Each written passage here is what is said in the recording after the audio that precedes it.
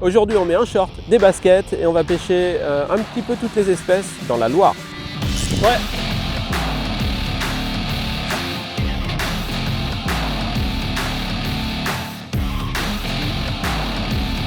Ouais.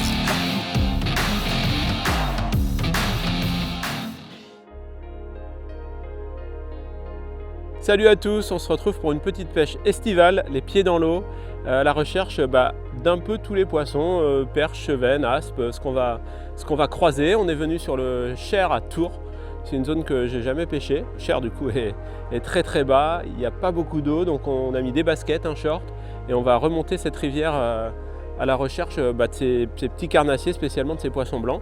On est en pleine canicule, les brochets, on évite de les pêcher, donc on va quand même trouver du fun sur cette pêche vraiment à la surprise, quoi. Voilà, on va battre du terrain et on va surtout observer.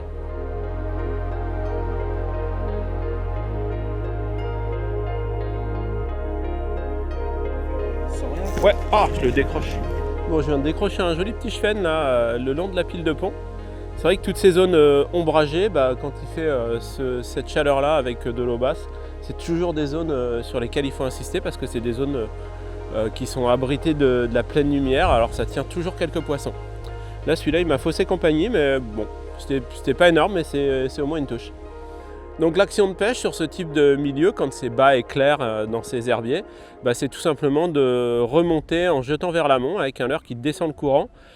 Déjà ça permet d'avoir des touches, un petit peu de réaction de poissons qui sont postés dans le courant, et puis surtout ça permet d'être plus discret parce que là comme il n'y a pas d'eau, les poissons voient de très très loin. Comme je ne sais pas trop les espèces qu'on va rencontrer, je démarre avec un petit crank de chez Salmo qui s'appelle le Tini. Je l'ai pris en version coulante, alors ça coule mais pas trop non plus, parce que je vois qu'il y a des jussis, il y a forcément des parties un poil plus profondes, donc je pense que ça va être un petit peu polyvalent. Et puis c'est assez petit, donc ça va intéresser tout type de carnassier.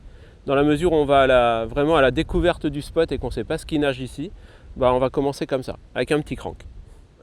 Il y a énormément d'herbes dans le fond là, notamment beaucoup d'algues filamenteuses qui vont vraiment compliquer la pêche. Ça va être pénible, il va falloir nettoyer les hameçons sans arrêt. Donc là, comme je vois pas de poisson, je lance dans les trouées entre les couloirs d'herbier. Donc là, l'eau est assez chaude, ça veut dire que les poissons sont assez mobiles. Et en plus, il n'y a pas de profondeur et en plus, il y a des algues. Donc du coup, mon action de pêche, elle se fait canne haute. Donc je veux que mon crank nage vraiment sous la surface, qu'il n'aille pas s'accrocher dans une herbe, parce que sinon le lancer est pas efficace. Et puis en plus, on risque de faire peur à des poissons lorsqu'on ramène un crank qui nage pas, quoi.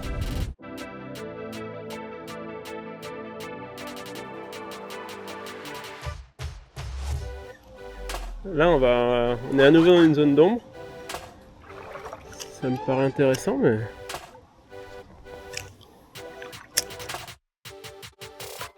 Ah, poisson.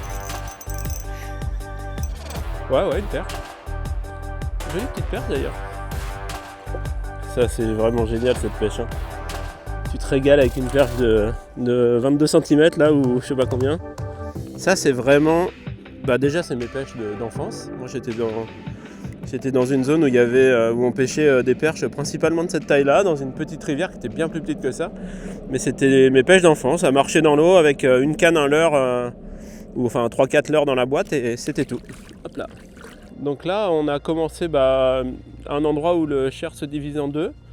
On est remonté une trentaine de mètres, quarantaine de mètres dans le bras secondaire. On a vu 0 poisson, il se passait rien du tout. Et là du coup j'ai décidé de venir sur le bras principal. On vient d'arriver, quelques lancers, on a fait une jolie petite perche. Peut-être que ça se passe un peu plus par là. Après c'est aussi la principale zone d'ombre. Parce que la zone d'ombre du petit bras, il n'y a quasiment pas d'eau en dessous. Et là on a une zone d'ombre avec de l'eau. Donc faut surtout pas avancer trop vite. Il va falloir explorer chaque recoin, chaque couloir entre les herbiers surtout. Et je suis obligé de jeter plein amont parce que quand je jette en travers, forcément j'accroche les herbes qui sont alignées dans le sens du courant. Donc j'ai pas trop le choix. Donc plutôt que de pêcher en montant comme ça, le pont là je vais le pêcher en parallèle, de manière à pêcher chaque couloir d'herbier en me déplaçant, en avançant un petit peu, de manière à rien négliger de ce spot qui apparemment est pas trop mauvais. Donc pour faire ça, et c'est là que vraiment réside tout le plaisir de cette pêche, c'est du matos un peu léger, fin, qui permet de jeter loin des petits leurres. Donc là j'ai une petite canne Prismix, la Light Spin, c'est une 2,8 grammes. J'ai un petit moulinet en taille 1000, et puis un petit Warrior. Et puis j'ai une toute petite tresse, PE04 je crois, ou 0,6, et un bas de ligne en 20 centièmes. Donc on est vraiment light. Je vais mettre un peu plus gros.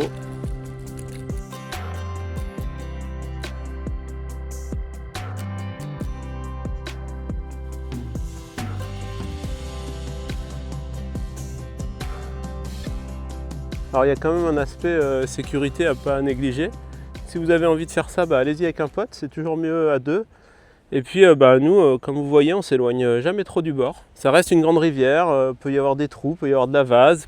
Bon, le Cher, c'était compliqué, hein. Il y a surtout plein de micro-algues vertes qui dérivent et qui compliquaient vraiment la pêche. On a vu très peu de poissons, on a vu un joli barbeau, un joli chevenne. Donc on a bougé juste à côté sur la Loire. Là, ça a l'air d'aller un peu mieux, il n'y a pas trop d'algues qui dérivent.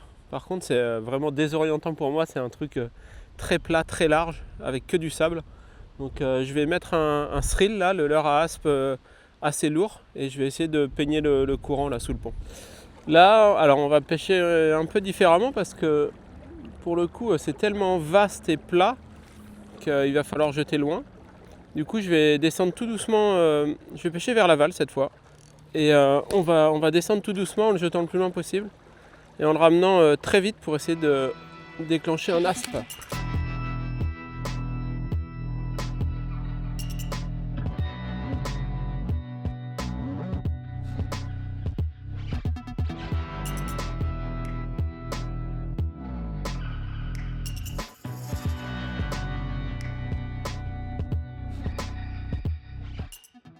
On a vu un joli aspe passer dans nos pieds. Je viens de mettre un petit minnow, un petit stick finesse là sur 7 grammes. Oh, regarde l'aspe, dans nos pieds. Hein. Qu'est-ce que c'est? Une petite perche. J'ai pris une jolie petite perche, qui est retombée là dans nos pieds. Donc on dirait que ça bouge un peu sur ces endroits un peu plus profonds là.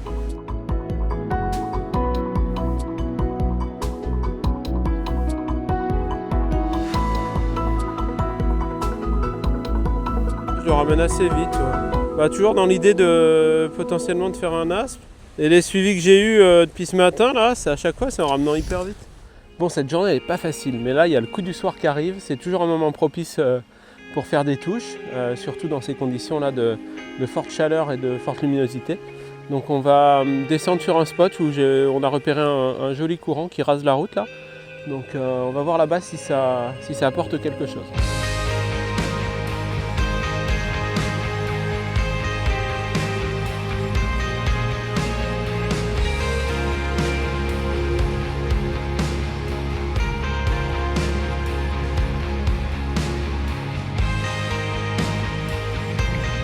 Ouais, poisson.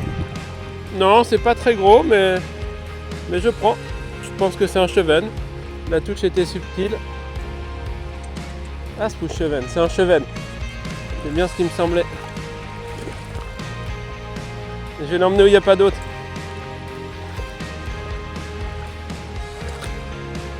Hop là. Un super chevenne de Loire. Il est magnifique ce poisson. Il m'a pris en plein milieu là, vraiment dans un courant puissant. Il m'a fait un super combat. Il m'a obligé à dévaler un petit peu. Merci beaucoup mon gros et à bientôt. Bon, il aura fallu 5 minutes pour faire ce poisson, mais ça c'est toute la magie du coup du soir. Vraiment l'été, le matin hyper tôt, et le coup du soir, c'est vraiment les moments à ne pas rater quoi. On va essayer d'en faire un autre, on a encore un peu de temps. Il va pas être si long que ça ce coup du soir parce que le soleil il est déjà en train de se coucher, t'as vu?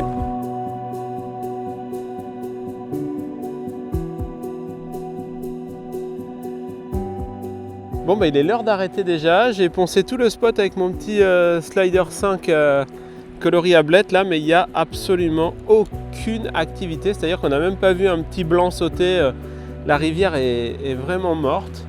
Je ne sais pas si c'est à cause des herbes qui dérivent ou si c'est le secteur qui est moins bon. En tout cas, ce coup du soir n'aura pas été dingue, on a pêché peut-être plus d'une heure là largement, on a fait juste un gros chevenne. On va quand même se donner une chance demain matin à la première heure d'attraper un aspe. Alors là j'ai mis un slider pour commencer. Ça va se ramener super vite sous la surface. C'est vraiment un truc de prospection rapide. En espérant qu'il y ait un peu d'activité quand même le matin, parce que hier soir c'était à 0,0 quoi. C'était impressionnant de calme. De toute façon on est vite fixé, hein. C'est vraiment les premiers lancers qui donnent le tempo. Parce que de toute façon au bout de quelques lancers, même s'ils sont là et qu'ils ne mordent pas, ça se calme direct. Là c'est aspe à 100%. Ce qui est peut-être une connerie parce qu'à cette heure-ci, pourrait y avoir des cendres ou des choses comme ça qui bougent. Ouais, je l'ai. Ah, c'est un broc.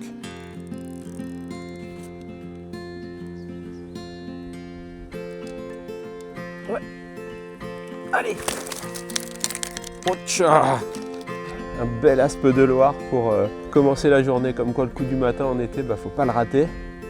J'ai fait ce poisson qui est complètement magnifique. Il est super gros, enfin il est super trapu, il est top.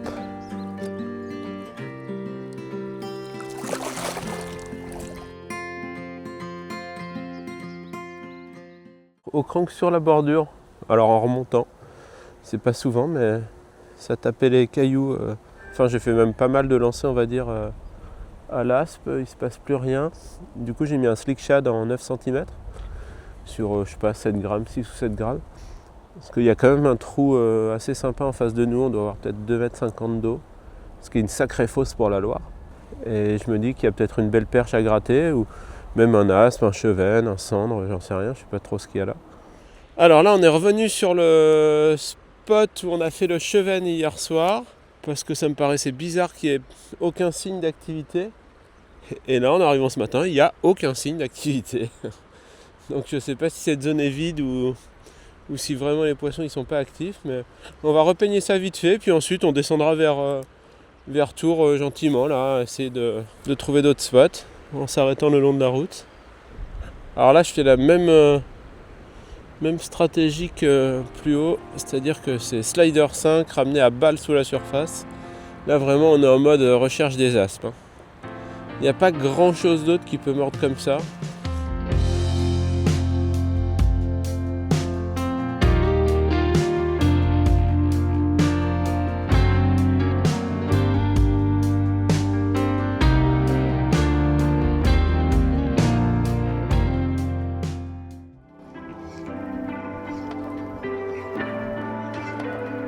Ouais. Magnifique. Ouais. Ça va être un chevenne, tu vas voir. Oh là là, magnifique. Gros chevenne au slider. Génial. Regarde ce beau chevenne. Joli chevenne là, sur le slider en descendant le courant assez vite. Je faisais des petites tractions et ce leurre il papillonne un petit peu à la descente. Et il m'a mis une touche sur le relâché au moment où le leurre papillonne. J'aime vraiment beaucoup ce slider en 5 cm. Alors pour le lancer plus loin, le ramener plus vite, je lui colle du plomb sous le ventre là. Donc c'est juste une languette de plomb autocollante. Mais ça en fait un leurre donc, qui reste silencieux. Et surtout qui est très très compact, donc il se lance à perpète. C'est à ma connaissance le leurre le plus court qui se lance le plus loin. Donc ça c'est hyper intéressant, notamment pour les aspes. Là j'étais plus dans l'optique d'attraper un aspe, mais on voit que les chevennes ils l'aiment bien aussi.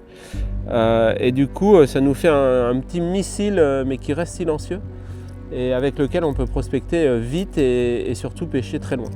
Alors le slider, l'avantage c'est qu'il va pêcher dans plein de configurations différentes.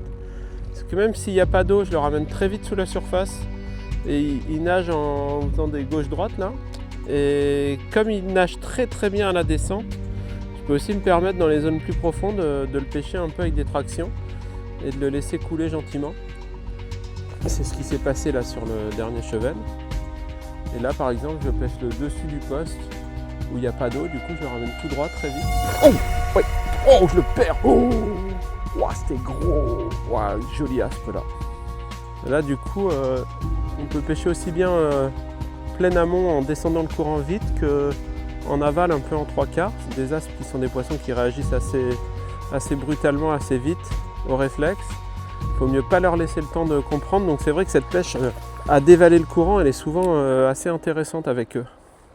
Ce qu'on a utilisé sur cette petite pêche, alors vous avez vu au départ, rivière, beaucoup de couloirs d'herbiers, on cherchait plutôt des perches, des petits chevens.